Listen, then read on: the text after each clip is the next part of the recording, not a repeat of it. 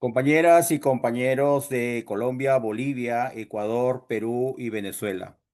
Bienvenidos a esta cuarta sesión del curso de Ecofeminismo. Este curso está liderado por la profesora Ana Parra de CANS Colombia, a quien le doy el uso de la palabra. En esta última sesión que vamos a abordar de ecofeminismo y sindicalismo, dando como cierre ya a estos temas que hemos visto. Yo me va a permitir compartir mi pantalla, no sin antes, digamos que hacerles como un breve recuento para que podamos articular los temas que hemos visto para el ejercicio final del día de hoy. Recordarles que durante estas 4 semanas hemos visto o hemos abordado los temas de ecofeminismo inicialmente, de qué es el ecofeminismo y el extractivismo como principal elemento digamos, de resistencia que el ecofeminismo hace frente a su diálogo, a su discurso y a sus reivindicaciones. Vimos el extractivismo urbano y el extractivismo rural y cómo este va afectando también, obviamente, a trabajadores de empresas que están enmarcadas en lo que nosotros llamamos el sector minero energético o sectores extractivistas también, que es otra denominación que se le ha dado en el mundo del trabajo. En nuestra segunda sesión hablamos entonces sobre territorio, naturaleza, cuidado, no solamente cuidado corporal, autocuidado, sino el cuidado, el trabajo del cuidado como parte también de las implicaciones que significa para las mujeres trabajadoras de los sectores minero-energéticos asumirse como trabajadoras, pero además también las posturas que las mujeres de las comunidades en donde nuestros sindicatos y nuestras empresas hacen incidencia, también tienen esa mirada del cuidado del territorio y de la naturaleza. Y abordamos el tema también de los derechos laborales, o más que todo sobre las implicaciones en el área de la salud física y mental que ocurre en el cuerpo de las personas trabajadoras que están inmersas en estos sectores extractivistas. En nuestra tercera sesión vimos entonces digamos, lo que nosotros denominamos la transición justa, es decir, que nuestras dos primeras sesiones mostraban, digamos, como o exponían, digamos, estas realidades y estas incidencias o vulnerabilidades que se dan en el sector minero energético, en el sector extractivista, hacia las personas trabajadoras, pero también hacia las personas que están en los territorios en donde hacemos incidencia, sea por nuestra organización sindical o por la empresa donde trabajamos. Y en estas dos últimas sesiones estamos viendo cómo el sindicalismo entonces entra a jugar un papel importante dentro de estos procesos que hacemos para reivindicar los derechos no solamente de las personas trabajadoras, sino para hacer abordaje político real de incidencia en donde podamos tener voz, voto también y una trazabilidad y control, digamos, ciudadano frente no solamente a las políticas públicas que atraviesan nuestro lugar de trabajo, nuestras condiciones laborales, sino también en políticas públicas que se piensen cómo se aborda entonces la nueva transición energética o, como decía un compañero, Rafael, el cambio de modelo de extracción de energía para poder digamos, hacerlo un poco más amigable con el planeta y poderle apostar entonces a lo que nosotros llamamos la existencia. En ese orden de ideas, hoy nuestra última sesión, digamos, como recogiendo esta trazabilidad de estas cuatro sesiones, el día de hoy entonces vamos a mirar cómo realmente va hacia la cotidianidad, hacia nuestras acciones puntuales desde el punto de vista sindical, cómo el ecofeminismo y cómo el diálogo social entran a interferir o a dialogar, podríamos decir de esa manera, con el ecofeminismo y por qué es importante, digamos, tener esta mirada que nos propone ver, como lo decíamos en las sesiones anteriores, ver a la tierra no como un objeto de explotación de uso y consumo, sino como un ser sintiente y que nos invita nuevamente a las organizaciones sindicales a generar sindicatos de origen o de movimiento obrero popular, es decir, unos sindicatos que estén en diálogo constante con las comunidades en donde estamos. En ese orden de ideas, tenemos para iniciar una actividad que nos va a demorar más o menos 10-15 minutos. Para eso vamos a tener unas salas por países donde les invito, así seamos 2, 3 personas, por ejemplo, que estemos de Colombia, o 2 o 3 personas que estemos de Venezuela, que nos reunamos por países para poder responder estas 3 preguntitas. Podemos responder estas preguntas desde nuestros saberes, desde nuestros conocimientos y desde nuestros entendimientos. Entonces, estas 3 preguntas que van, que por país, recordemos que vamos a hacer, este es una radiografía sindical en transición energética. Uno, ¿qué logro reciente de diálogo social se ha dado en su país en referencia a la transición energética? Dos, ¿qué obstáculo clave se dio, digamos, dentro de ese proceso? Y tres, un actor aliado que se haya reconocido, digamos, en ese proceso de logro de transición energética o logro, digamos, sindical en el marco de la transición energética. En el caso de que no haya en nuestros países avances, digamos, en temas de transición energética desde el punto de vista sindical, podemos encontrar o podemos mostrar un logro reciente que se haya logrado en, valga la redundancia, que se haya generado en materia sindical para nuestro sector o en los derechos laborales de nuestros países como tal. Hola, buenas noches. Bueno, un logro reciente de diálogo social en el país es a partir del foro para dialogar sobre los representantes de la comunidad, los sindicatos empresarios en Barranca Bermeja sobre la diversificación de las energías. Y un obstáculo clave fue evitar un diálogo de justicia ecológica o relaciones ecológicas o externalidades negativas en el marco pues de la biodiversidad, porque únicamente se tuvo dos posturas de esas personas que acabé de mencionar, de esos grupos de personas que acabé de mencionar, y era a favor del fracking o en contra del fracking. Ujú. Y un actor aliado que se suma en el proceso son las personas, mujeres que están en la ciencia y que a partir de con su conocimiento y su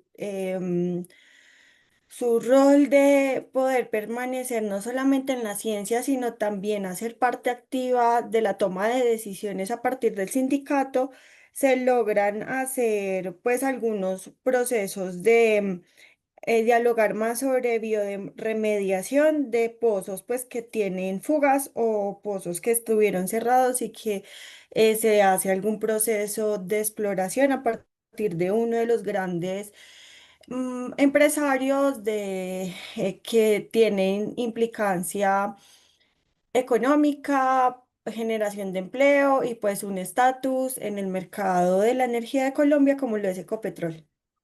Ok, vale, discúlpenme, ¿quién habló? Porque es que me dijeron hola, pero no supe quién estaba hablando. Mi nombre es Julián Álvarez Sáenz. Vale, Juliana, gracias. ¿Me podrías, por favor, otra vez recordar el obstáculo? Es que estaba tomando nota y no lo alcancé a copiar todo, porfa. Desde mi perspectiva como activista ambiental y consultora ambiental, considero que fue una limitante que en estos diálogos o en este foro se obviara o se omitiera la parte ecológica y la parte de legislación ambiental colombiana que protege los derechos ambientales, los derechos de la naturaleza, el tejido Ok, ecológico. En ese sentido, solamente habían dos posturas, una a favor de fracking y otra en contra de fracking, pero esto sigue siendo pues parte de un derecho ambiental o de tejido social que va más hacia lo cultural, como pues los ingresos de la comunidad, el trabajo de la comunidad, las transiciones justas de la comunidad y pues la posibilidad de comunidades científicas de tener pues una parte laboral dentro de su área de conocimiento. ok, muchas gracias, Juliana. Bueno, muy bien, esto fue por digamos, el lado de Colombia. Si quieren, seguimos, no sé si los compañeros de Venezuela ya estén acá, si quieren, continuamos con Venezuela o Perú, o qué otro país quisiera socializarnos lo que trabajaron en las salas. Sí, de Venezuela. Sí, ¿cómo Buenas estás, noches. Edita? Buenas noches. Este, nosotros contestamos las tres preguntas de esta forma. Sí, La primera, sobre un logro reciente de diálogo social en su país. Nosotros tenemos una experiencia bastante significativa, ya que aquí en Venezuela en el año 2018 se instaló una comisión de encuesta de la OIT por violación de algunos convenios que Venezuela ha suscrito con la Organización Internacional del Trabajo. Y en sí, el 2019 se representó en el informe. En el 2022 el director general instaló por su intermedio un foro de diálogo social que estaba para tratar los tres convenios concernidos. Se han ejecutado 4 secciones de foro de diálogo social donde están participando el gobierno, las centrales sindicales y los empleadores, y ha sido no un éxito porque no hay resultados tangibles.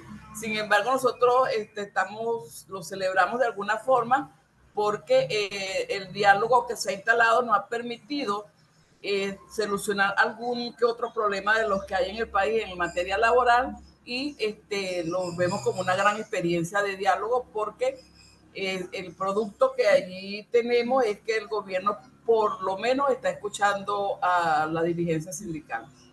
ok, muy bien, Ese en cuanto a los resultados tangibles. listo. Eh, ¿El obstáculo cuál sería? el obstáculo, bueno, sabes que es por todos conocido que nosotros tenemos una crisis multifactorial y tenemos unas 1042 medidas coercitivas unilaterales que en todo caso están afectando a la población en general.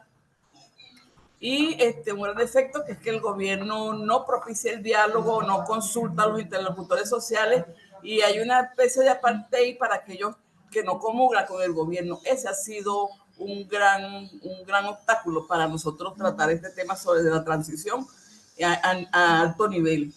Lo otro también es que hay una cierta debilidad del movimiento sindical que está muy fragmentado, y eso nos permite que tomemos acciones unitarias, y además que hay mucha apatía sobre el tema en los líderes sindicales del país. Ok, perfecto. Y una Y ya, el otro tema, teníamos, yo lo comentaba con los compañeros de Venezuela, que nosotros teníamos muchos aliados de la sociedad civil donde tratábamos algunas estrategias para este tema. Y desde el año pasado, el gobierno dictó una ley que controla y supervisa de manera impositiva estas organizaciones no gubernamentales, y eso ha restringido alguna parte de los recursos para su funcionamiento, y todas estas actividades están casi que en stand-by porque todavía no se han podido registrar algunas ONG. Esa ley ha sido un gran obstáculo para trabajar con los aliados. El otro obstáculo tenemos es que el sistema de las Naciones Unidas, ante la crisis que tiene el país, que debería ser un aliado potente en este proceso, también tiene muy limitadas sus actividades. Y nosotros tenemos un aliado que es con que trabajamos, que es la Red Sindical de Cooperación al Desarrollo de la Confederación Sindical Internacional y de la Confederación Sindical de las Américas, donde se mantiene un constante proceso de formación que nos ha permitido trazar estrategias para enfrentar este tema. Y por supuesto, ISCO, que gracias a Dios giró su mirada a la zona andina, y hoy podemos estar haciendo estas actividades formativas para fortalecer pues, el movimiento sindical en el país.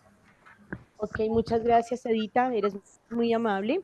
Vale, gracias entonces a los compañeros de Colombia, Venezuela. Entonces, como les decía al principio de nuestra sesión, hoy terminamos con el tema de diálogo social, retomando, recogiendo varios elementos que hemos visto durante estos, no solamente 3 sesiones, sino también elementos que hemos recogido de cursos que hemos venido haciendo, los 2 cursos anteriores, que algunos de ustedes y algunas de ustedes han participado. Importante decir que en este acuerdo, digamos que en este tema de diálogo social, puntualmente en el tema de sindicalismo, pues decimos que el diálogo social, de acuerdo a lo que dice la OIT, es un diálogo que permite todas las formas de negociación, consulta, intercambio de información entre gobiernos, entre empleadores y trabajadores sobre temas en común o temas conjuntos o agenda conjunta que sea de vital importancia para todas las partes. Ahora, ¿cuál nos dice OIT que pueden existir esos tipos de diálogos? Pueden existir el bipartito, que es solamente entre trabajadores y empleadores, que es normalmente el que se da, digamos, en negociaciones colectivas, y el tripartito cuando incluye el Estado, que sea por políticas públicas o cuando requerimos, digamos, la incidencia del Estado para poder dirimir o poder fortalecer un proceso de diálogo. Esto no es lo que lo dice la OIT, digamos, en el marco del mundo del trabajo. Sin embargo, recordarles que como hemos estado hablando desde el ecofeminismo, como hemos estado hablando de hacer sindicatos que construyan nuevamente red comunitaria, nuevamente red social o lo que nosotros llamamos tejido social para fortalecer no solamente la incidencia sindical, sino fortalecer las acciones que como digamos, desde nuestra agenda política querramos llevar a nuestras comunidades, a nuestras organizaciones y a nuestras empresas. También entonces hablamos que el diálogo social no solamente incluye a trabajadores, sino a la comunidad que es necesaria para poder hacer cambios sistemáticos en lo que nosotros queremos. Cuando nosotros estamos hablando desde el ecofeminismo y la transición energética, ustedes se han dado cuenta que todo el discurso, todo lo que hemos estado hablando, estamos todo el tiempo relacionando comunidad con sindicalismo y con sindicatos de organizaciones sindicales, porque hacemos parte, las organizaciones sindicales también hacemos parte de la comunidad y viceversa. La comunidad debe ser uno de nuestros ejes fundamentales de trabajo para poder sostener a largo plazo nuestros procesos, como nos lo ha demostrado, digamos, diferentes historias, y por ejemplo aquí que nos lo ha contado Rafael, por ejemplo, que nos ha contado el trabajo que ha tenido en La Guajira con comunidades allí que son afectadas por el Cerrejón, Nilino que nos contó desde el Perú también procesos que han tenido o han trabajado con comunidades también alrededor, por ejemplo, de esta mina de oro que él nos comentaba y que con los cuales los sindicatos también han trabajado. Entonces, ustedes se dan cuenta, el diálogo social en el tema laboral no solamente implica a los trabajadores y trabajadoras, a los empleadores y al Estado, sino también hace parte o incluye también a la comunidad en donde estemos, digamos, inmersos o donde tengamos un área de afectación. Voy a colocar la palabra afectación entre comillas. Eso es importante que no lo perdamos de vista. En el objetivo, digamos, del diálogo social en el ámbito laboral, decimos que nuestro objetivo principal es promover el trabajo decente y condiciones justas laborales, prevenir todo lo que son conflictos, impulsar políticas públicas más inclusivas en términos laborales y sobre todo fomentar la participación activa y decisoria de las, perdóname, se me fue un error, no es de las decisiones, sino decisoria de las organizaciones que afecten la vida de las personas trabajadoras y que estas decisiones pues obviamente deriven en paz social y democracia participativa. Importante decir, y aquí yo me voy a volver un poquito a la definición de la OIT en diálogo social, y es que este diálogo social ha sido histórico. Por lo tanto, parte de los procesos que hacemos en los sindicatos es fomentar el diálogo social. Y el diálogo social significa tener un pensamiento crítico, tener argumentación crítica frente a las situaciones que nos estamos pensando. Yo aquí voy a decir de una manera muy respetuosa lo que a continuación mi intervención va a decir, y es que ¿qué diferencia un sindicato real de un sindicato patronal?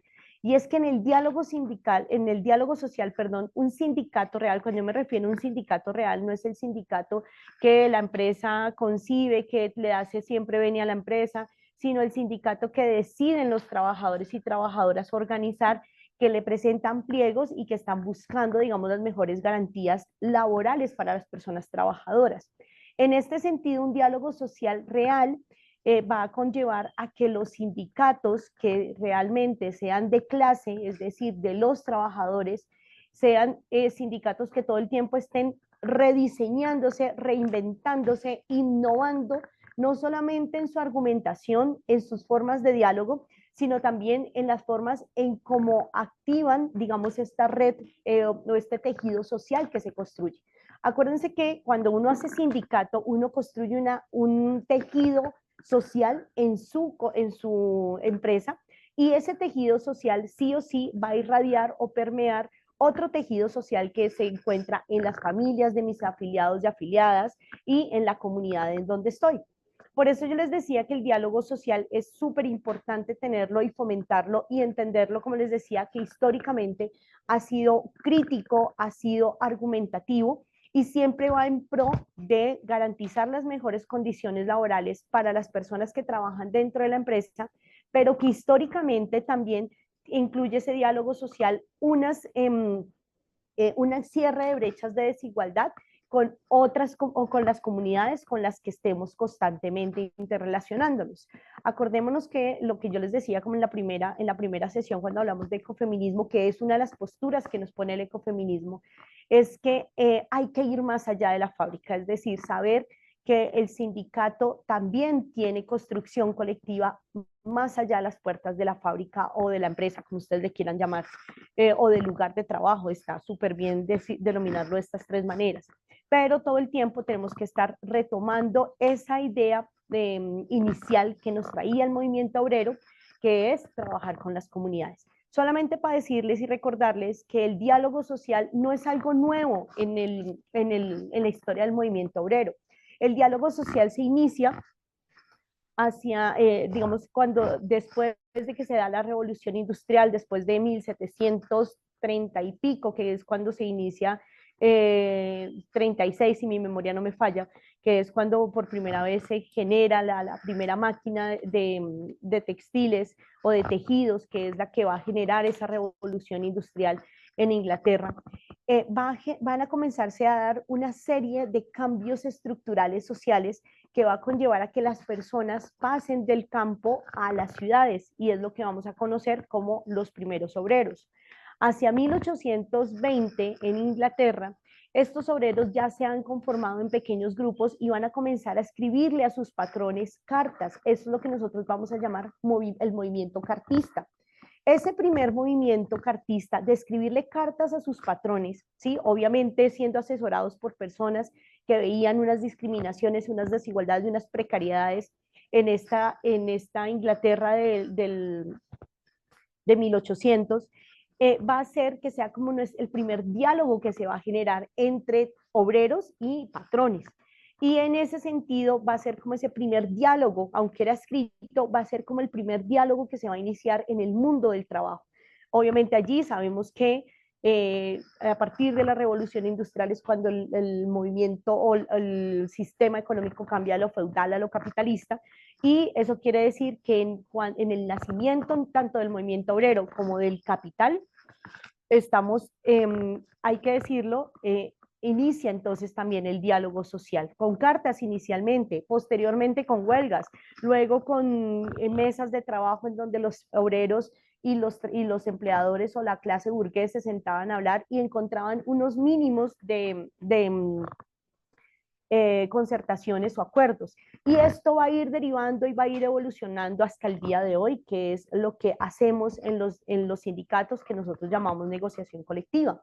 Por eso decíamos que el diálogo social, si bien parece como algo nuevo, realmente es algo histórico y es parte intrínseca de los sindicatos en todo el mundo, pero sobre todo en el tema de diálogo social es muy fuerte este proceso en los sindicatos de América Latina.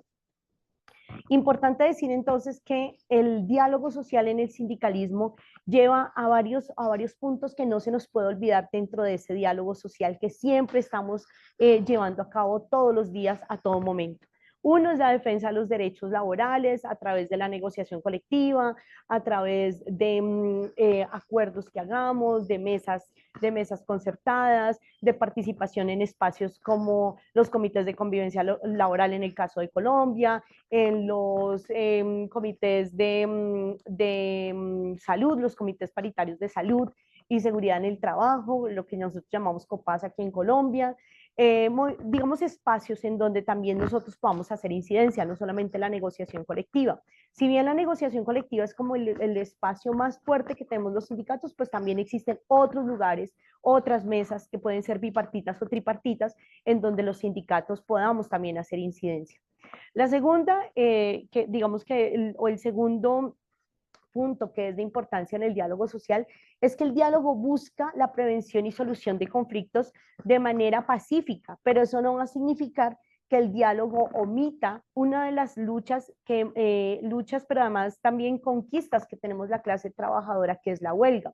El diálogo social permite que, no, digamos, tengamos de manera pacífica y concertada acuerdos. Sin embargo, el diálogo social también se da durante y después de la huelga, ¿sí? El diálogo social no evita la huelga y esto es importante tenerlo en cuenta porque a veces la gente dice un buen sindicato que dialoga nunca se va a la huelga. No, claro que sí, porque además la huelga es una conquista de los trabajadores y trabajadoras y hay que abrigarla, hay que abrazarla y hay que saber cuándo la utilizamos, hay que saber que la huelga busca intereses colectivos, no individuales, y que hacer una huelga también es un hecho político que nosotros tenemos que dar, digamos, que tenemos que darle una trazabilidad, una importancia, y que sobre todo no la mitifiquemos o no dejemos que se mitifique o que se le vuelva como el mito de que la huelga es el momento anterior a una ruptura de una empresa o el momento en el que el sindicato quiebra una empresa. Eso es muy importante, por eso creo que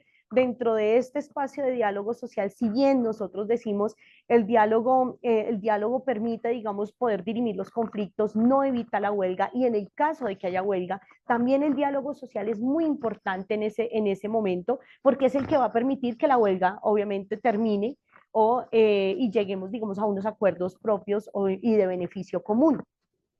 Pero también el diálogo social puede fortalecer la huelga, puede fortalecer nuestro criterio como sindicato y puede fortalecer durante la huelga a nuestra propia organización sindical y puede generar otra vez la construcción de redes comunitarias y redes colectivas que apoyen, digamos, en el caso de que los sindicatos decidamos irnos a huelga, esa huelga que estamos realizando.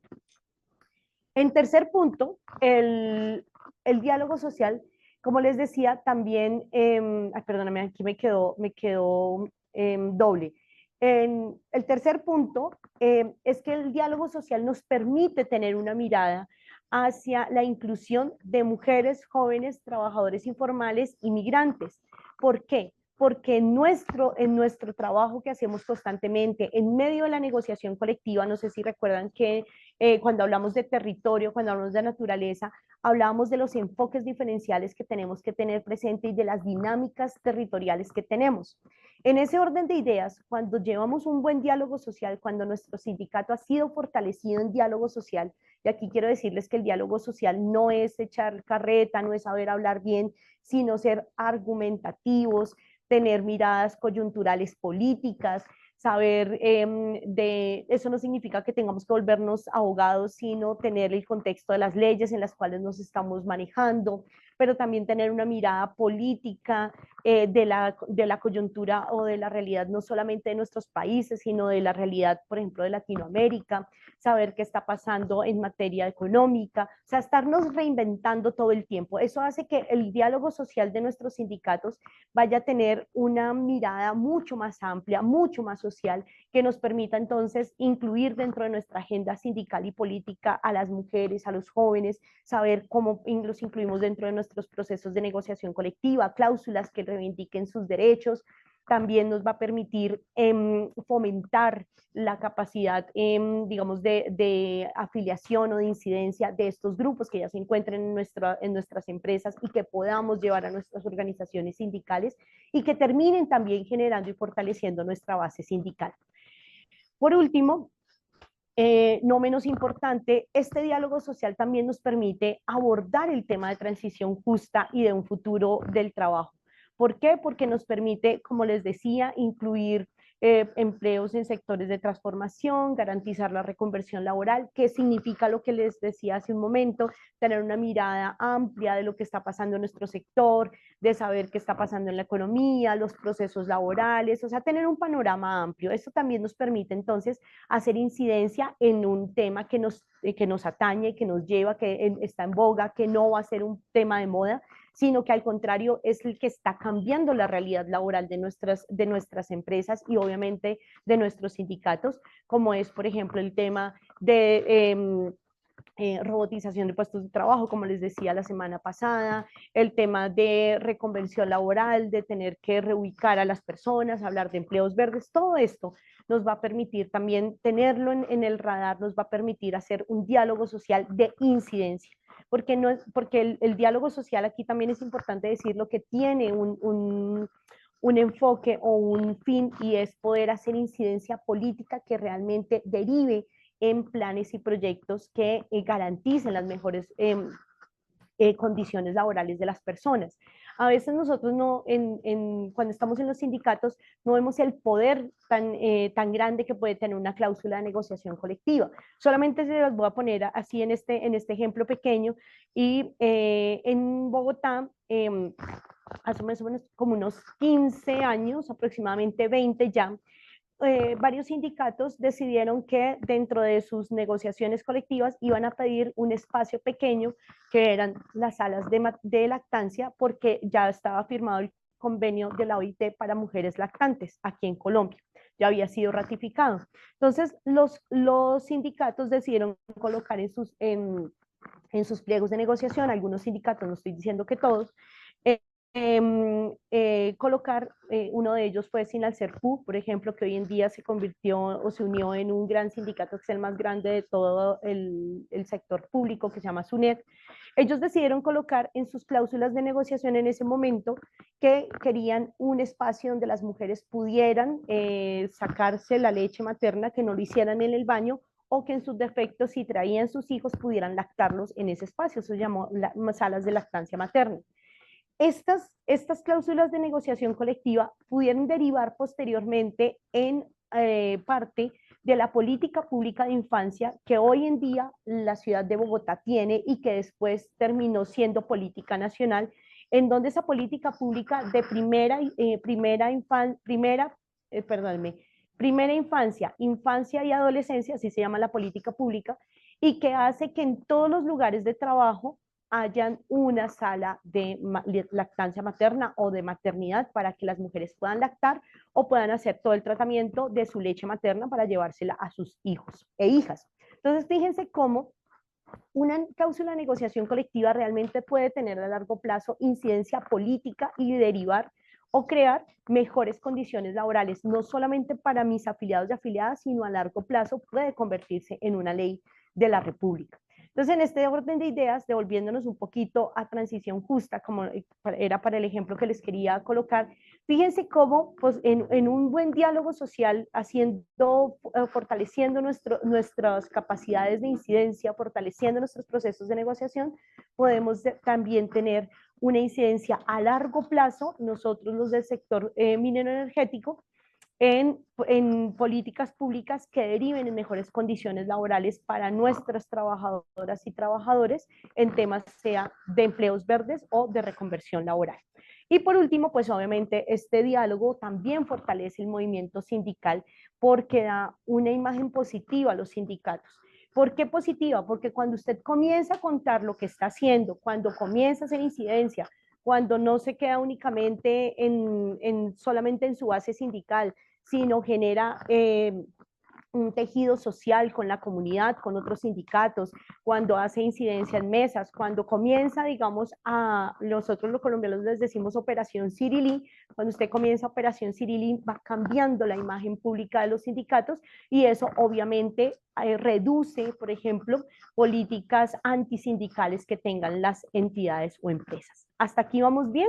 Sí, no sé si hoy estoy hablando un poco más rápido, pero vamos bien. ¿Alguien me manda una manito si vamos bien?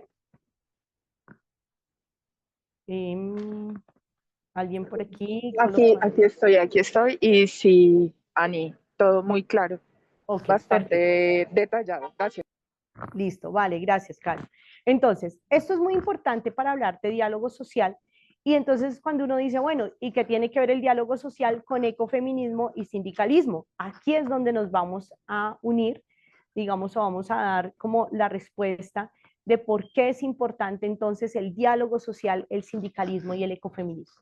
Yo les decía en nuestras primeras clases que el ecofeminismo muestra o nos recuerda que somos una especie más en el planeta, que la tierra no puede ser un objeto de uso y consumo, que estamos frente a un sistema capital patriarcal que ha derivado en casi el agotamiento de los recursos de un planeta que tiene recursos finitos y que ha hecho que nos pensemos o repensemos de una u otra manera cómo te podemos hacer para transitar en el planeta, por ejemplo, en el caso de transición justa, cómo hablamos de otras energías que sean energías limpias y que nos lleven a que el planeta pueda aguantar más tiempo, a que nosotros como especie humana podamos estar más tiempo, pero además que las personas que están en los sectores económicos extractivistas puedan mantener su empleo a largo plazo o puedan encontrar un nuevo empleo sin que eso derive en una desprotección laboral para estas personas. Eso es lo que nos plantea el ecofeminismo.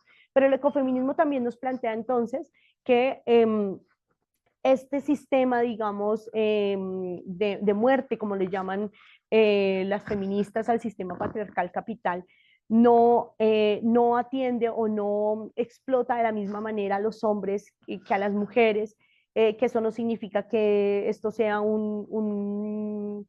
una competencia entre segregación, sino que mostramos que hay unas diferencias radicales entre cómo se aborda el mundo del trabajo desde una mujer a cómo se aborda desde un hombre, cómo se aborda, digamos, los impactos del extractivismo en la vida de una mujer a cómo se impacta en la vida de un hombre. Eso no lo dice el ecofeminismo. O sea, nos dice, oiga, pilas, hay que estar pendiente del territorio, de la naturaleza, de saber que las comunidades, que el sindicalismo tiene que estar interlocutando con las comunidades.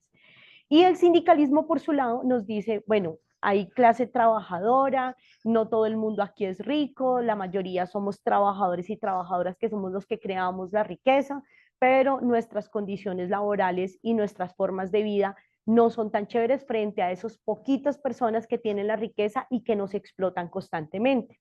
Cuando se unen estas dos visiones, entonces decimos, ok, hay que ver el mundo del trabajo más allá de las puertas o más allá de las paredes de la fábrica, más allá del pozo petrolero, más allá de la mina del carbón, y hay que entonces comenzar a nuevamente conformar, fortalecer, volver a reconstruir un tejido social que era nuestra fortaleza en los procesos sociales y obreros, en donde podíamos hacer cambios políticos.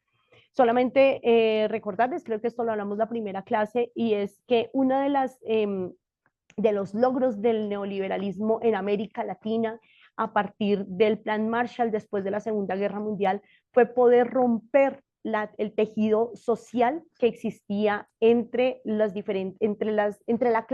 clases bajas, por decirlo así, sin importar si éramos comunidad, si éramos obreros, obreras, sino que todos nos uníamos, por ejemplo, alrededor de la olla comunitaria en el barrio, porque entendíamos que sufríamos las mismas opresiones, aunque las sufríamos de maneras diferentes. Entonces les decía, nosotros entendíamos que sufríamos opresiones por ser clase baja, por ser clase trabajadora, por ser clase campesina, por estar, digamos, en la base de la sociedad, lo entendíamos en ese momento y había una red muy fuerte de tejido comunitario. En ese orden de ideas, ese tejido comunitario podía crear cambios, digamos, en políticos, podía crear cambios en sus realidades y generaba o buscaba que el Estado realmente asumiera la responsabilidad que tenía como estados sociales de derecho y como obviamente el primer garante de los derechos humanos. El neoliberalismo, cuando se instala en América Latina, una de sus mejores conquistas y mejores logros fue darnos la idea de que entre más cosas tuviéramos, subíamos de clase social y dejábamos de ser iguales a esos oprimidos que teníamos. Pero adicionalmente la televisión, los medios tradicionales de comunicación, las novelas, la radio, la música, las modas, la cultura, incluso la educación, voy a decirlo con mucho respeto, algunas ideologías religiosas, no estoy hablando de fe, sino de ideologías religiosas, lo que hicieron fue romper el tejido social y eso hizo que se desestructurara esa red que podía sostener o hacer resistencia a estos procesos que vinieron después del neoliberalismo, que fue el extractivismo por parte de multinacionales, que fue la privatización del Estado en muchos de nuestros países, el debilitamiento de las organizaciones sindicales, el quitarle los derechos laborales a las personas trabajadoras y llevarlos a unos temas de precarización muy fuertes. Entonces, lo que nos dice el ecofeminismo al unirse con el sindicalismo es, miren, volvamos a hacer tejido social, tejido comunitario, volvamos a crear redes, no solamente con mi base sindical, sino más allá, hagamos incidencia política, hagamos control social y esta vaina cambia, ¿sí? Tal vez no podamos romper todo el sistema capital patriarcal, pero sí podemos hacer incidencias en nuestras comunidades que poco a poco vayan cambiando las formas en cómo actualmente están planteadas las leyes, las reglas del juego, las leyes que van en detrimento de la clase trabajadora y de sus familias y de sus comunidades. Entonces, es súper necesario esta alianza entre el ecofeminismo y el sindicalismo, porque si bien el ecofeminismo es una postura, como les decía, vista desde las mujeres, no excluye a los hombres. Nos hace pensarnos nuevamente en otra mirada, nos dice hay temas ambientales que no podemos desproteger, como es el cambio climático, la degradación, la escasez del agua, de los recursos. Ojo que esto incide directamente en las condiciones laborales, en la salud de las personas, sobre todo en las mujeres, pero que claramente sí o sí hace una mella, decía mi abuela que era campesina, un hueco en la vida de las personas que no va a mejorar las condiciones de vida. Pero además el ecofeminismo les dice, mire, el sindicato tiene unas herramientas maravillosas que tal vez el ecofeminismo no tenga y por eso nos interesa que estemos unidos. Y es, uno, la movilización, porque el sindicalismo mueve gente, aún mueve gente y tenemos que hacer que se mueva más gente. Yo aquí creo que el ecofeminismo invita al sindicalismo a que nos volvamos seductores, por decirlo así, pero eso no significa acosar sexualmente a alguien, no. Seductores es que le vendamos la idea del sindicalismo, vender entre comillas, voy a decirlo de esta manera muy respetuosa, venderle, contarle, enamorar a la gente del sindicalismo nuevamente, pero de un sindicalismo de clase, de un sindicalismo de base, de un sindicalismo barrial, de un sindicalismo de clase trabajadora, de un sindicalismo que luche por sus derechos y por sus apuestas políticas, comunitarias, laborales y sindicales, no un sindicalismo ni corporativo ni patronal, sino un sindicalismo que nuevamente teja con las comunidades otras formas y nuevas políticas que realmente lleven a que haya gobiernos y cambios que vayan en pro de nuestra clase trabajadora. Eso le reconoce el ecofeminismo al sindicalismo. Le dice usted si tiene la posibilidad de movilizar y tenemos que movilizar más gente. Entonces tenemos que volvernos nuevamente a seducir y a enamorar a la gente. Tenemos que hablar de sindicalismo de clase, pero no un sindicalismo, digamos, apretado, un sindicalismo que tenga tecnicismo, sino un sindicalismo que sea propio, que pueda hablar el lenguaje de las mujeres, el lenguaje de los jóvenes, el lenguaje de las personas LGBTI, que pueda hablar el lenguaje de los campesinos, que pueda hablar el lenguaje de las indígenas, de las afro, que pueda hablar el lenguaje de los trabajadores informales, o sea, un sindicalismo que realmente sea de clase, que abrigue nuevamente a la clase trabajadora. Pero no solamente que lo hable, sino que lo lleve a unas negociaciones colectivas fuertes que tengan una mirada ecofeminista, es decir, que no solamente sea el cuerpo de la persona trabajadora, sino su salud mental, su salud física, pero además cómo también abordamos el territorio de maneras sanas, de maneras, digamos, que nos cambien la idea de extraer del territorio, sino cómo volvemos al territorio y movemos a la comunidad para hacer incidencia, para de una u otra manera medio sanar, pues voy a colocar esa frase, sanar la tierra. Pero además el sindicalismo también tiene una capacidad técnica y de evaluación de riesgos que no lo tiene el ecofeminismo y ahí nosotros tenemos que volvernos muy fuertes. Tenemos que volvernos un sindicalismo no académico, sino un sindicalismo técnico que sepa argumentar críticamente esos riesgos tanto en la salud de los trabajadores y trabajadoras como en riesgos frente a los impactos ambientales que puede haber en nuestra comunidad y que claramente tenga una intervención de gobernanza ambiente y laboral. Por lo tanto, esta unión de sindicato, de sindicalismo y ecofeminismo nos lleva a que haya unas nuevas alianzas, como les decía, con diferentes movimientos sociales, movimientos colectivos, ecofeministas, organizaciones ambientales, entre otros. Eso va a hacer que nuestro sindicato tenga que cambiar su visión o su lucha política, incluirle, como les decía, otras miradas, unas miradas, perdónenme, ambientales, unas miradas antipatriarcales, unas miradas clasistas, y que apoyemos también esos otros procesos sociales. Es decir, si los estudiantes salen a marchar por mejores condiciones de educación, deberíamos hacer lo que los sindicatos en los años 70 y 60 en nuestros países de América Latina hacían, y era salir con el movimiento estudiantil. Porque cuando nosotros salgamos, van a salir los estudiantes. Si se movilizan las mujeres, las madres comunitarias, las mujeres que hacen, madres de hogar que hacen todos los días el trabajo y cuidado, los sindicatos debemos movilizarnos. Debemos movilizarnos para todo, porque ese es el tejido social a los que le temen la derecha. Ese es el movimiento social, y el movimiento social y la unión de esos diferentes movimientos es lo que teme, digamos, las clases imperantes que siempre nos mantienen en la pobreza y que legislan para ellos en contravía de las clases trabajadoras. Y por último, hay que tener, como les decía, en una agenda una perspectiva de género en las negociaciones, políticas ambientales, un diseño de organización sindical no corporativa, pero sí que sepamos planear a largo plazo, sostener nuestros procesos sindicales, mostrarlos, contarlos, capitalizarlos, pero sobre todo tener una agenda política real que nos lleve a pensarnos en un sindicalismo, como les decía, obrero, comunitario, no sé si podríamos decir de izquierda, pero sí un sindicalismo que realmente esté en defensa de los derechos de los trabajadores y trabajadoras, en los derechos humanos, pero que sí realmente tenga una mirada de clase que haga que no podamos estar apoyando procesos ni patronales, ni fascistas que vayan en contravía de nuestros derechos.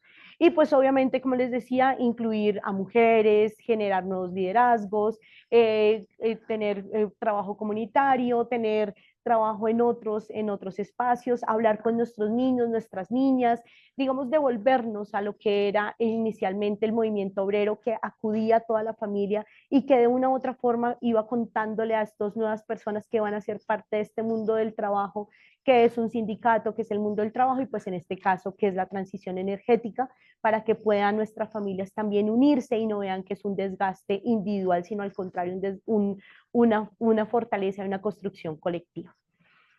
Hasta aquí yo les diría, digamos, como estos son mis elementos para colocarles sobre puntos de vista sindicales en el diálogo social, el ecofeminismo y el sindicalismo. Y aquí en este punto entonces entraríamos a hablar sobre una agenda sindical regional. Para eso habíamos hecho nuestro primer punto, nuestro primer ejercicio, que era contarnos digamos, qué falencias estaban en todos los países, o cómo había sido, digamos, un primer logro a nivel de diálogo social en nuestros países, cuáles habían sido los obstáculos y un actor estratégico. Esto que nos permite poder hacer una agenda o poder soñarnos, no vamos a hacer aquí una agenda, soñarnos o visibilizar unas posibles agendas o posibles articulaciones que podamos hacer aquí entre nosotros, que podamos ver que en Colombia, Bolivia, Venezuela, Ecuador y Perú existen cosas que se unen, como lo hemos visto a medida de las clases, pero chévere que podamos verlo desde el punto de vista sindical. Pues justamente hoy venía de hacer una actividad sindical y ese ejercicio que tú nos invitas a hacer a todos, todas y todes, y es como hay que bajar la información a esto que nos está pasando, porque muchas veces pensamos que eso solo le pasa a estas comunidades específicas, los campesinos, LGBT, mujeres, jóvenes, sino que es que de verdad pasan situaciones que nos tocan a todos en el entorno laboral, en lo que tú llamabas trabajo digno. Entonces, invitación porque, digamos, y con un lenguaje sencillo y de una manera muy empática también, porque algunas veces nosotras o nosotros pensamos que el sindicato es nuestro enemigo o que la diferencia de clases sociales no son reales o que el sistema capitalista patriarcal nos lleva a tomar unas acciones que de pronto no visibilizan los daños que se están cometiendo o a los que estamos expuestos en los espacios, incluso dañando este sistema que de pronto, o esta ecología que de pronto no puede hablar por sí misma, que es nuestro entorno natural, para poder eliminar digamos, esos daños colaterales que con culpa o sin culpa, porque no sé cómo decirlo de otra manera, se está provocando en toda América Latina, en el mundo, con este efecto que está pasando. Entonces, es como reafirmar eso, porque me resonó un montón. Gracias, Ani. El mundo del trabajo tiende a cambiar, ¿no? Pero nosotros hablamos de transición energética. En concreto, creemos que aquí en La Guajira hay unas incertidumbres con relación a si Sierra Cerrejón, por ejemplo, allí hay cerca de 11.000, 12.000 trabajadores, que es el sector, el sindicato más grande aquí en el departamento, al lado del sector de los educadores, que acá se llama Azodegua. ¿En qué se va a transformar en concreto Sintra Carbón en adelante en la perspectiva de un cierre de minas? Pero no solo el tema del cierre de minas, sino las transformaciones que está sufriendo el capitalismo global, ¿no? Con la digitalización, la inteligencia artificial, la robótica, una cantidad de cosas que se van a aplicar en sistemas de transporte, sistemas portuarios, en la industria en general. Entonces son cambios, ¿no? Eso sumado que culturalmente en Colombia un porcentaje muy bajo de los trabajadores es sindicalizado. Entonces hay que mirar eso y el impacto que va a tener estas transformaciones en el mundo laboral de las mujeres, ¿no? Entonces esto hace que nuestras luchas en el ámbito obrero sindical o en el ámbito social en general, deberíamos profundizar el carácter de género en todas estas luchas. El presidente Petro hablaba en la ONU de que estamos ante un nuevo sujeto político, ante un nuevo sujeto histórico, decía él, ¿no?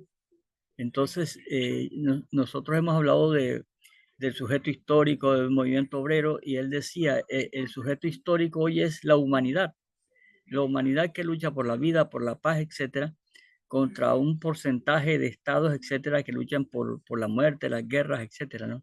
Entonces, ese tema de los sujetos históricos y los sujetos políticos leídos de nuestras formaciones sociales y de los nuevos desarrollos del capitalismo, hay que irlo leyendo para ver en qué nos transformamos, en qué se transforman los sindicatos, cómo se construyen unas alianzas obreros sindicales, campesinas, étnicas y populares. Son como preocupaciones, más que afirmaciones mías, Ana María, son preocupaciones. Preocupaciones que créeme que yo también comparto. A veces, digamos que la mayoría de nosotros estamos tan embebidos, digamos, por nuestra cotidianidad, que no nos damos cuenta que en nuestra cotidianidad ya hay cambios estructurales como tú los mencionas. Digamos que ahorita la mayoría de los sindicatos del sector mineroenergético se están pensando qué va a pasar con esta transición, cuántos puestos de trabajo van a cambiar, y se piensa que solamente es en el sector de transición de minero energético. Pero si uno se da cuenta, en la realidad ya han ocurrido robotización de puestos de trabajo que nadie se ha pensado, que nadie se ha dado cuenta, y que los sindicatos deberíamos estar allí pensándonos qué va a pasar en el mundo del trabajo con esos cambios, ¿sí? Porque no es solamente el pensarse el tema extractivista, sino, por ejemplo, qué va a pasar en unos años con la mayoría de las carreras que hoy en día conocemos y que nuestros hijos, hijas, nietos, nietas, hermanos, hermanas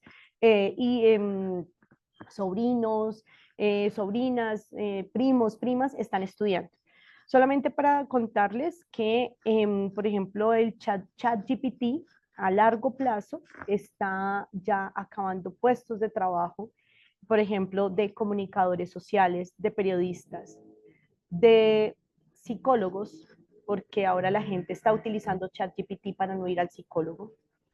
Las inteligencias artificiales nos están acabando todo lo que es diseño gráfico, diseño industrial, publicidad y mercadeo, diseño de modas, diseño de publicitario, todos los tipos de diseños. Hoy en día ya las realidades virtuales no los están haciendo, las inteligencias artificiales no lo están haciendo. Si uno quisiera saber qué va a pasar en el mundo del trabajo, uno debería poner YouTube. Pero no YouTube Premium, sino YouTube del otro. Y ustedes se van a dar cuenta, la mayoría de la publicidad que sacan entre una canción y otra, bueno, yo soy comunicadora social y publicista, por eso yo estoy, digamos, como tan pendiente del tema comunicativo, uno se da cuenta lo que le están vendiendo a nuestros chicos y a nuestras chicas y nuestros chiques. Y es que si tú te metes, ahora salen para, sea que estés en el Perú, estés en Colombia, estés en Venezuela, salen como aprende inglés rápidamente y te vas a viajar porque hay muchas empresas que te necesitan para estar de un país al otro. Sí, eso se llama migración laboral, por ejemplo. Están sacando cosas que dicen, aprende a preguntarle a una inteligencia artificial o cómo programar una inteligencia artificial y sales en un año. Eso quiere decir que ya el tema incluso de ingenieros de sistemas mega programados, digamos que ya no van a tener la misma influencia. Les están diciendo a los chicos, por ejemplo, que yo lo veo muy común y cuando estoy trabajando con sindicatos de otros países me lo están diciendo las mujeres, y es que les están sacando todo el tiempo ofertas de trabajo o páginas de trabajo de puedes digitar, puedes hacer transcripción de textos, puedes mirar videos que son empresas extranjeras que te van a pagar en dólares. Entonces, fíjense cómo, aunque eso parezca una maravilla porque puedes estar en tu casa con tus hijos, eso a largo plazo es precariedad laboral porque no hay quien te pague salud y pensión, no hay quien asuma riesgos laborales, no hay quien esté allí, digamos, como empleador. O sea, la figura trabajador-empleador a largo plazo se está desvaneciendo y no nos hemos dado cuenta, ¿sí? En estas nuevas formas de trabajo no nos estamos dando cuenta qué es lo que está pasando en esta sociedad líquida, ¿sí? En esta sociedad líquida en donde todas las posibles relaciones, sean laborales, familiares, amorosas, se van diluyendo en un tránsito que estamos haciendo hacia una ciudadanía digital. Y es lo que nosotros como sindicatos, como organizaciones sociales deberíamos pensarnos. Y si hay una ciudadanía digital, ¿qué pasa con la naturaleza? ¿Qué pasa con nuestros territorios? Nuestros territorios también se van a volver digitales, nuestros recursos se van a volver digitales, la plata se está volviendo digital. O sea, esto es para, no para crearles un ambiente de zozobra y terror y decir que vamos a acabarse el mundo, se va a acabar en 3 días porque Terminator va a despertar. No, es una manera también de decirnos y preocuparnos no solamente por lo que nos pasa, por lo que me pasa a mí, sino realmente por lo que me puede estar pasando alrededor y lo que me va a implicar el cambio de unas realidades laborales a nivel Latinoamérica a no más de 5 años. Eso también creo que es importante pensárnoslo, y cuando yo les decía un diálogo social de un sindicato fortalecido, no solamente piensa en el aquí, en el ahora o en la negociación del próximo año, realmente tiene una visión estructural de coyuntura y amplia que le permita mitigar riesgos a largo plazo y estar un paso adelante. O sea, mientras, y esto sí se los voy a decir con total franqueza, mientras los trabajadores y trabajadoras muchas veces en esa disolución de los sindicatos, en estar peleándonos porque uno es junta directiva y el otro no quiere, o por armar más sindicatos, o por pequeñeces, los empresarios están 5 pasos adelante de nosotros y nosotras. Por eso es que nosotros estamos peleando, ellos están tranquilos, a ellos no les interesa el tema de transición energética como nosotros porque ellos no van a perder sus empresas. Ellos lo que hacen es que cierran la empresa aquí, van y la ponen en otro lado, o simplemente cambian de razón social para evitar todo el tema de relación laboral y dejan una cantidad de gente sin trabajo. A ellos no les interesa porque ellos ya van 5 pasos adelante. Lo que nos toca a nosotros ahora es mirar hacia el futuro desde el presente. O sea, no pensar no solamente en el futuro, sino tener presente, pasado y futuro en una sola visión. Y estarnos mirando de manera integral qué es lo que va a pasar en el mundo del trabajo, para no estar 5 pasos atrás, sino para estar en igualdad de condiciones y sabernos y poder responder rápidamente, porque esa es la diferencia entre ellos y nosotros. Y es que cuando los trabajadores y trabajadoras reaccionamos, y eso se los digo, por ejemplo, en Colombia, cuando los sindicatos muchas veces reaccionan es porque ya están cerrando la empresa o están haciendo despidos masivos. Y eso se veía venir hacía mucho tiempo y no nos pusimos pilas. Entonces, ese es un llamado también para fortalecer nuestras organizaciones sindicales, estar, digamos, 2 pasos adelante en el futuro, pensarnos siempre estando ahí y tener también diálogos incómodos, tener posturas políticas reales, hablarnos no solamente de negociación colectiva, sino hacer diálogos constantes en nuestras bases sobre la realidad política de nuestros países, estar capacitando, estar hablando, estar haciendo activismo sindical. Eso es a lo que nos llama también este diálogo social que nos propone el ecofeminismo. Activismo social y activismo político visto desde un punto de vista clasista y obviamente con una agenda política. Pero no solamente, y lo decía Rafael, y ya con esto finalizo mi intervención, no solamente para mis afiliados y afiliadas, sino también para otros sectores de la economía que de una u otra forma puedan tener afectación, porque es que mi afiliado y mi afiliada también tienen una familia a la cual también de una u otra manera hay que tenerle una mirada integral para protegerle a largo plazo. Eso lo hemos hecho con varios sindicatos y nos ha funcionado y nos está yendo muy bien y está generando poco a poco red comunitaria. Bueno, para acotar de manera personal, de manera muy privada, ¿no? Con relación al ejercicio que se realizó y la pregunta, ¿no? Un logro reciente de diálogo social en el país. Con relación y basado en lo que es transición energética, no tengo la ley, pero sí tengo entendido que hay una ley vigente. El problema es que desde mi punto de vista no colinda con la realidad. Si bien es cierto, necesitamos dar inicios y dar pasos de cambios y de procesos que nos lleven a formas de energías renovables, formas de energías limpias.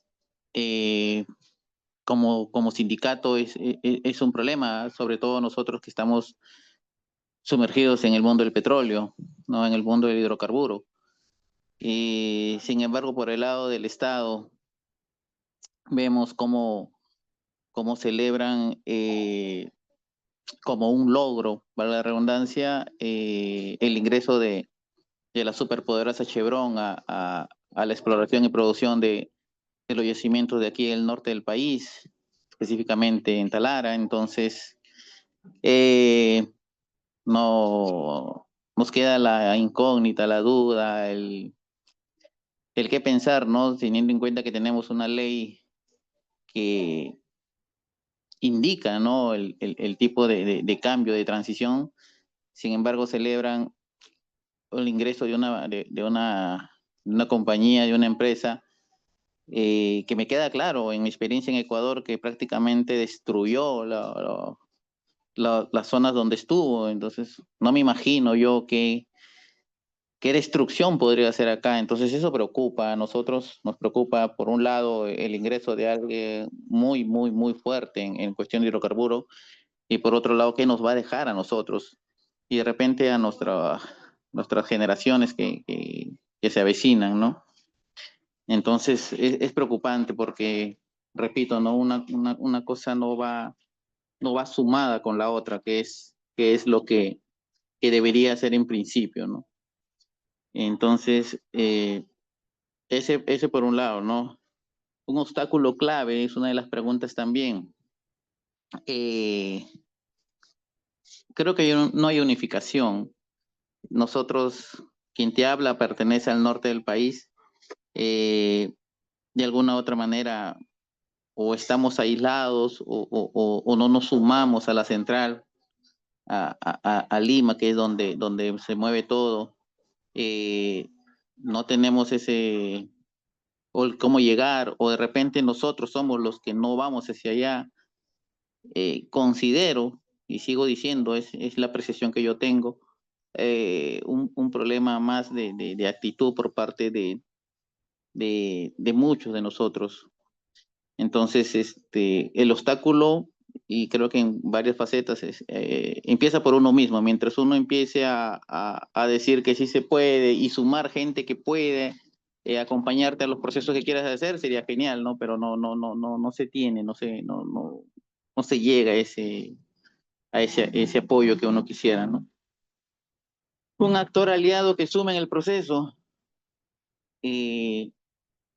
los sindicatos en estos últimos años. Ya dejamos de mirar solamente el tema de la negociación colectiva como un medio para mejorar nuestros ingresos económicos. Hemos aprendido de que el medio ambiente también es importante, porque ¿qué dejamos a futuro? Entonces, considero yo que los aliados somos nosotros, los sindicatos, los que, si nos proponemos en una mesa de diálogo entre nosotros para tener una sola idea, un solo contexto, mirar un solo lado, yo creo que entre nosotros debería salir ese aliado que es lo que mencionas en la pregunta, ¿no? Lamentablemente, nuestro país está sumado a un régimen muy lamentable. El gobierno que tenemos más parece un gobierno de transición y no un gobierno de verdad. Un gobierno que deja mucho que desear y como comentaba ahora poco con otra persona, más parece un gobierno que está esperando la manera de irse y dejar lo que quede. Entonces, es complicada la situación en el Perú, muy complicada. En la selva central, la exploración de las minas de oro, es todo complicado, todo es cuesta arriba, y a eso le sumamos pues que estamos haciendo un daño muy, muy, muy fuerte a nuestro sistema. Yo ayer viajaba de Talara a Piura, que es un tramo de 2 horas por bus, y quedé totalmente impactado de cómo unas fábricas de procesamiento, eso de la caña de azúcar, quemaba a diestra y siniestra todos sus productos. Se hizo una inmensa nube que cubrió, y no miento porque tengo los videos, cubrió toda la ciudad, era una nube de esa quema, impresionante, o sea, un daño terrible. Nadie dice nada.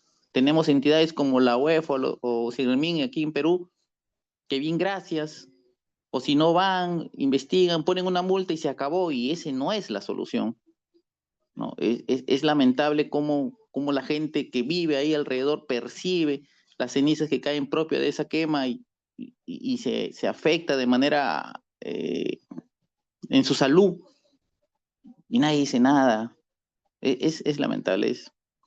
Tenemos mucho trabajo en Perú, tenemos que mirar desde nuestros inicios, nuestros centrales, desde nuestros lugares, y para llegar a la central en Lima para poder tener ese apoyo que necesitamos. No sé, es un aprecio personal, ese era mi aporte. Muchísimas gracias a ti por esta socialización que nos hiciste del ejercicio.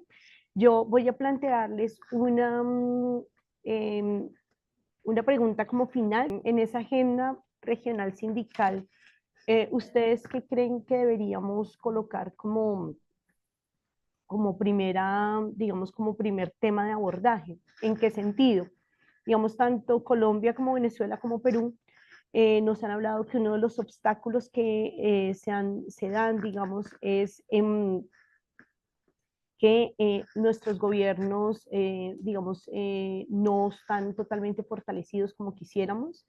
entendiendo, por ejemplo, en Colombia, que si bien nosotros estamos en un gobierno de cambio que ha traído muchísimos cambios, valga la redundancia, y nuevas agendas políticas, igual todavía nos enfrentamos a unos procesos, digamos, de resistencia, de, por parte de otras fuerzas políticas, nos enfrentamos a corrupción, nos enfrentamos a una legislación que aunque es débil, digamos, en la implementación, y que obviamente existe otra legislación que no nos permite realmente como sindicatos fortalecernos y avanzar. Esa, digamos, como uno de los obstáculos que veo en los tres países en conjunto dentro de sus narraciones, pero también que ustedes hablan que hay actores que nos pueden generar nuevos procesos dentro de nuestras organizaciones sindicales y que deberíamos tenerlos en cuenta para precisamente ver que hay logros en los temas laborales y de transición energética. En este orden de ideas, a mí me gustaría escuchar en 2 o 3 intervenciones, si ustedes están de acuerdo, en qué ustedes, cuáles creen que sean, y si alguien más quiere colocarlo en el chat, si no quiere hablar, pero lo quiere colocar en el chat, está súper bienvenido, de cuáles serían los temas que realmente ustedes creen que deberíamos abordar como sindicatos de América Latina, de estos 5 países, y que muy seguramente van a llevar a que otros sindicatos de otros países también se sumen. ¿Qué temas ustedes creen que deberíamos abordar para poder generar una agenda sindical regional que lleve realmente a tener incidencia política, no solamente en el tema de transición energética, sino realmente en políticas ambientales que nos permitan tener mejores condiciones laborales, pero además la protección del medio ambiente? Les escucho, pueden ser ideas sueltas, no tiene que ser, digamos, todo un discurso, sino ideas que ustedes quieran colocar, y aquí las vamos a tener en cuenta precisamente para pensarnos una agenda sindical regional que nos permita tener incidencia en otros momentos o en próximos meses. Les escucho. Edita, dime. Ajá. Mira, es una idea general, pero los países que firmaron el Acuerdo de París tienen que presentar las contribuciones nacionalmente determinadas. Y es esencial que los trabajadores estemos en esas mesas donde se hacen las contribuciones, porque afecta en todo sentido el ambiente laboral, las condiciones de trabajo, las comunidades, y nosotros debemos estar pendientes de cuando se presenten esas contribuciones. O sea, hay que hacer el seguimiento porque los países tienen ese compromiso y mayoritariamente desconocemos qué está pasando con esas contribuciones y esas actualizaciones que se le hacen. Vale, muchísimas gracias, Edita. Luis nos dice que uno de los temas principales es el tema laboral que debería tocarse con la automatización, la robotización y la pérdida de puestos de trabajo por el aumento de la inteligencia artificial. Muchas gracias, Luis. ¿Alguien más quisiera colocar otro tema, digamos, dentro de esa agenda regional? Sí, buenas noches. Te escucho. Dale, Frank, te escucho. Bueno, inicialmente, ciertamente nuestra presidenta de la Central Así Venezuela pertenece a la Confederación de Sindicatos de las Américas, si mal no recuerdo, y en función a eso, pues sería fortalecer más que todo esa integración regional y cooperación internacional para que nosotros podamos de alguna manera tener esa voz latente, ¿no? Que necesitamos de acuerdo a esta situación que vivimos políticamente en el país, porque para nadie es un secreto, como lo comentó la compañera Edita Fernández, lo que vivimos en Venezuela, la cual nos ha atenuado bastante y de alguna manera se han dividido las acciones por el cual podamos lograr obtener lo que realmente necesitamos como objetivos en cuanto a la lucha sindical y el apoyo a los trabajadores que realmente están bastante vulnerables. Ese es mi comentario. Buenas noches. Vale, muchísimas gracias, Frank. Gracias. ¿Alguien más?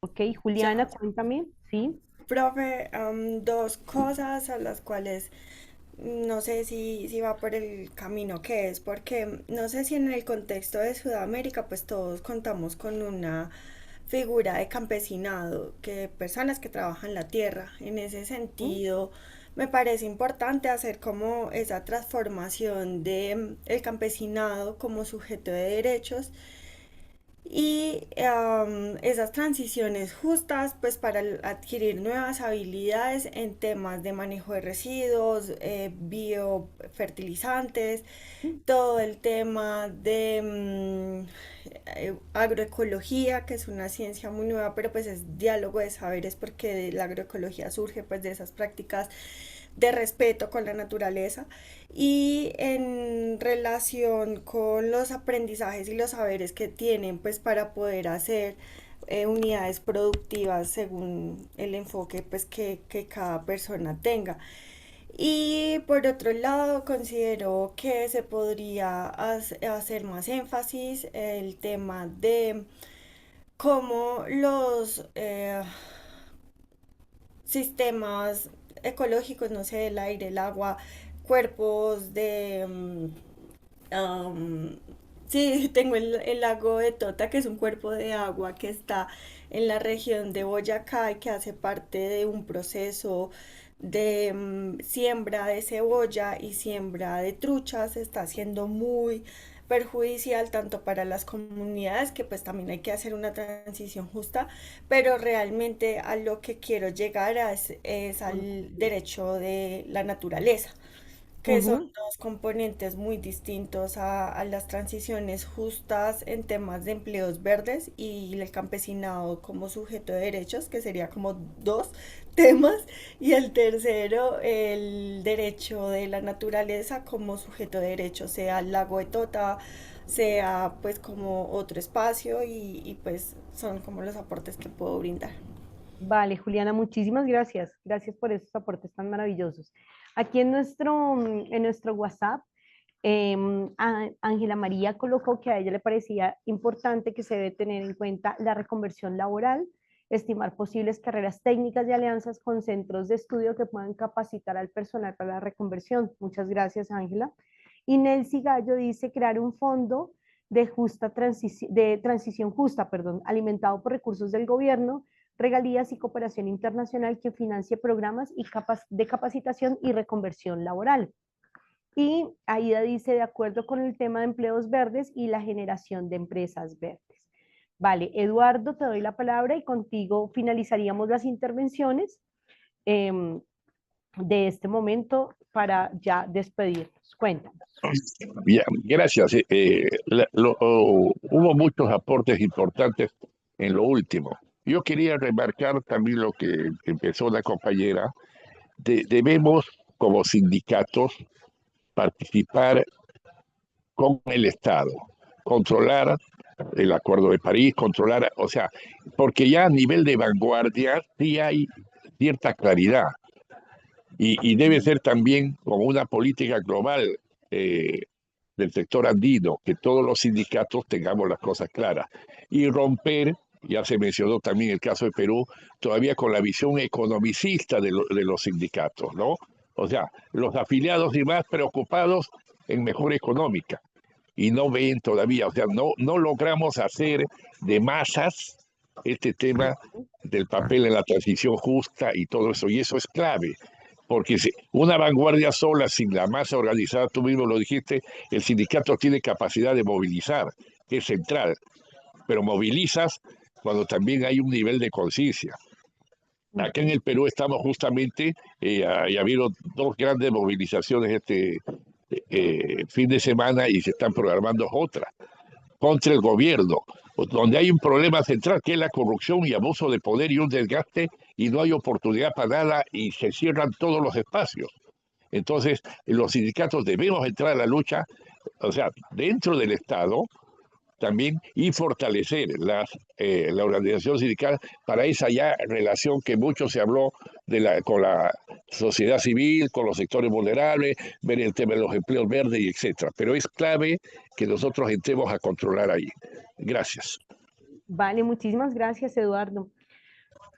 Vale, muchísimas gracias compañeros y compañeras por sus aportes. Daríamos por finalizada nuestra sesión, la última sesión de ecofeminismo y sindicalismo.